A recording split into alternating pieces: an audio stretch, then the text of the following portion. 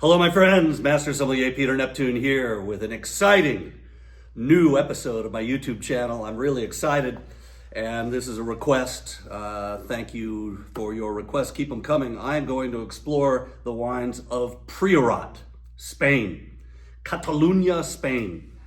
This is a very special place. Priorat gets its name from a 12th century priory or monastery.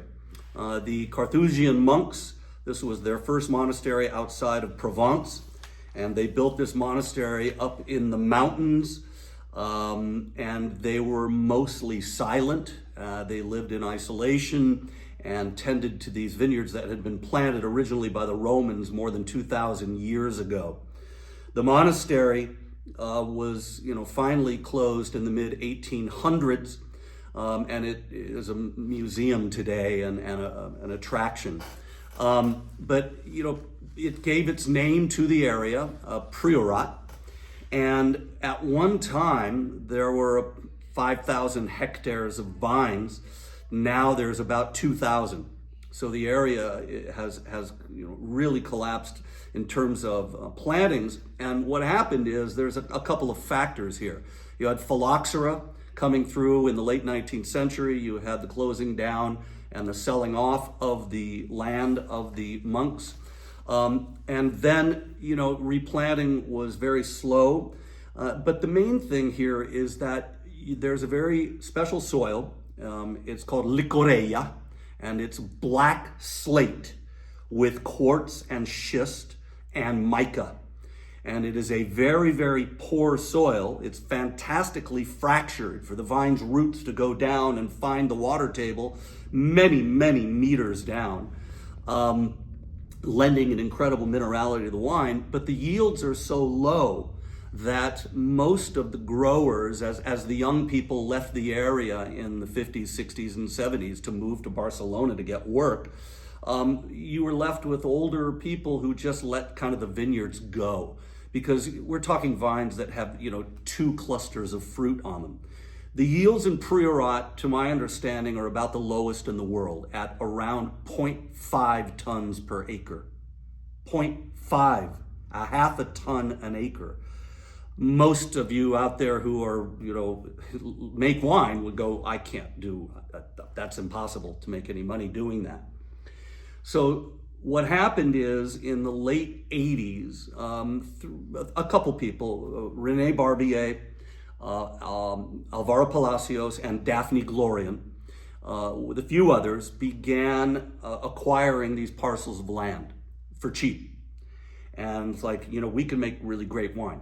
And so they pooled their resources, not really a co-op, but they made their wine at the same little tiny place. And they bottled the first couple of vintages and all their vineyards they called Clos. Now some vineyards are called Finca, others have other names, but the name Clos remains on a couple of these. But Alvaro Palacios bought the Lermita vineyard, which is the most expensive wine in Spain now. Daphne makes Clos Erasmus, which is an incredibly great and expensive wine. I've got Clos Mogador here from René Barbier, which is not inexpensive at over $100 a bottle. By the mid-90s, these guys had gone from kind of co-op bottling and doing it all together to going their separate ways, remaining friendly. But by the late 90s, Priorat had entered the world of wine as one of the great appellations. The traditional blendings are Garnacha and Cariñena, or Samso, as it's known in Catalan. Later plantings include Cabernet Sauvignon and Syrah. So there's an interesting kind of combination happening of the older vines of Garnacha and Samso and the younger vines of Cabernet Sauvignon and Syrah, and interesting permutations. Every Clos or every Finca kind of has its own combination.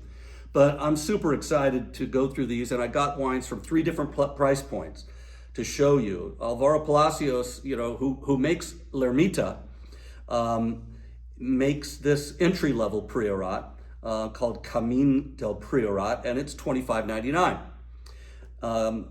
Clos Erasmus, Daphne makes Clos Erasmus, which is hundreds of dollars a bottle, and this is a second wine called Laurel, which is $59.99, 60 bucks. And then Clos Mogador, which is René Barbier, and it was the first vineyard to ever to be given the name V de Finca, or a qualification of the DOCA in Priorat, which is one of only 2 areas in Spain that has a DOCA, Rioja and Priorat, which recognizes this single vineyard as being kind of a Grand Cru. It's the first one to get that. It's 115 bucks, so not inexpensive. So let's jump right in here with the Barbier. This is medium ruby. I'm sorry, with the Alvaro Palacios, Camino del Priorat. Medium ruby. Beautiful aroma, piercing, red fruit, that red Grenache, red cherry, white pepper, red raspberry, strawberry.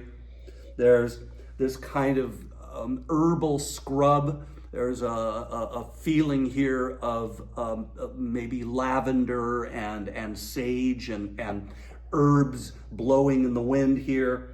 There's a little bit of black fruit from Cabernet Sauvignon, a little bit of black currant. So it's overall really beautiful perfumed aroma with some nice floral purple flowers over the top. And no new oak. This is aged in used barrels and vats. On the palate,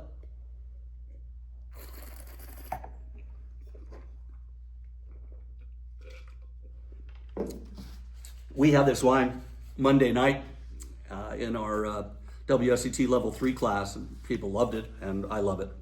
Dry, acidity medium plus, tannin is high. Alcohol's just high, 14.5, body's full, intensity pronounced, and wow, really mouth-filling tannin. This could actually settle down a little bit over the next year or 2 in bottle. This is a 2022, really mouth-filling Grenache. This is Grenache with Samso, meaning Carignan, 20% Cabernet Sauvignon, 10% Syrah, 40% Grenache, 30% Samso. Chewy, mouth-filling, has all that red raspberry, red strawberry, wild herbs, a complex bottle, and yet has really focused red fruit and power with that elegant red fruit. This is very good. And really would accompany, a steak à poivre, some barbecued ribs, yum, pork ribs or beef ribs. This, would not be a bad wine with Thanksgiving, by the way, especially if you're going to do some honey-baked ham, or better yet, a prime rib or something like that. That'd be a nice bottle. This needs some protein, and it's $25.99. Okay, now we're going to 60 bucks. We're going to the Laurel. This is Clos Erasmus, Laurel Priorat. And this is 75% Grenache with 20% Syrah and only 5% Cabernet Sauvignon. Daphne Glorian farms using biodynamic practices. So we got organic times 10. This is aged in neutral oak and neutral barrels, and a little bit of clay amphora as well. Here we're looking at a deep ruby and even a crimson, purpley color entering into the lexicon here. And on the nose, oh man, everything gets pushed up a notch here. This is purple fruit, boysenberry, blackberry, blueberry, violets, tar, pepper, that herbal character. It's scorched herbs, grilled rosemary and thyme, a real dark slate earth character, powerful nose, brooding, and really just kind of grabbing a hold of your imagination. On the palate,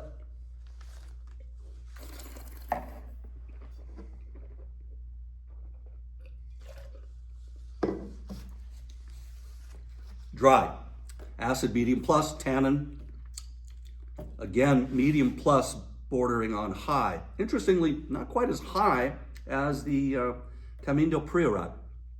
Alcohol is just high at, I think, 14%. And powerful wine. This is Clos Erasmus' second wine. This would be a lot of people's first wine.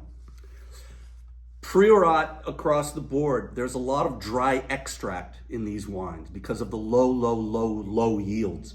Dry extract is the sum of non-volatile solids dissolved in the wine.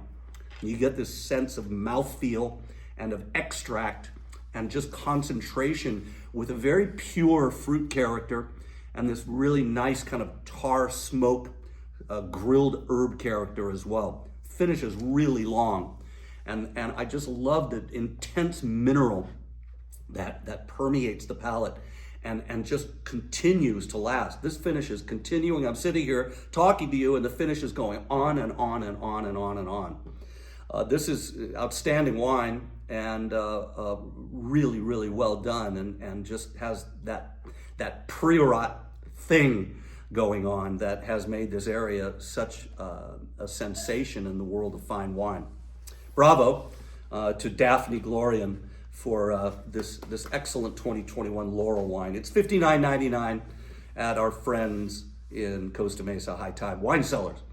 Well, here's a big boy right here, Clos Mogador, the very first wine in the country to get the prestigious qualification of V de Finca. And it is in a world of its own. It's from the Grape village, so it's a single vineyard. It's a unbelievable amphitheater of crumbling slate, black slate with mica gleaming in the sun, and it's just this unbelievably warm, and yet at night it gets cool, and it's just this perfect area for 50% Grenache, 29% Carignan, the rest Syrah and Cabernet Sauvignon, aged in 2,000 liter Foudre oval barrels for 18 months. So this is a very dark ruby color, and on the nose, just unbelievably intense, dark red fruit, black raspberry, black cherry, this lifted kind of blueberry, again, that kind of boysenberry character. There's an intensity. It's almost like liqueur, like cherry liqueur or raspberry liqueur. This beautiful black floral character across the top. It's got more pure, really pure Grenache fruit dominating the nose here. It smells like the very best Chateauneuf de Papes, like Rayas. What just an incredible nose here. On the palate.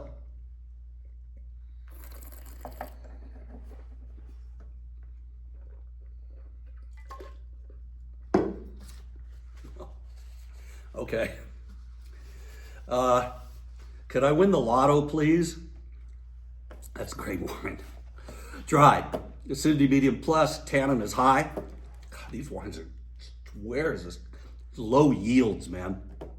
Half a ton an acre. Tannin's high, body's full, intensity's pronounced, finish is long. This is perfect wine. It's just got intensity, it's got balance, it's got complexity. This thing will age for 20 years. It's 14% alcohol. I mean, just unbelievably balanced wine. It's just got this perfect blend of intensity and elegance and power and finesse, concentration, pure fruit.